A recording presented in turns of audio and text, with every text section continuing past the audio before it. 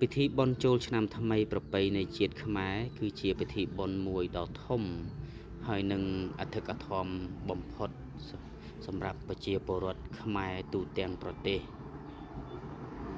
កម្មវិធីនេះប្រារព្ធធ្វើនៅក្នុងខែ4ហើយប្រជាពលរដ្ឋទាំងអស់ត្រូវបានឈប់សម្រាកវិលត្រឡប់មកស្រុកកំណើតដើម្បីជួបជុំសាច់ញាតិបងប្អូននិងមិត្តភ័ក្តិដើម្បីធ្វើបុណ្យជុំគ្នាដើរលេងកម្សាន្តជុំគ្នាជាពិសេសគឺពួកគេតែងតែទៅលេងកម្សាន្តនៅតាមទីវត្តអារាមនៅក្នុងទីវត្តអារាមគឺ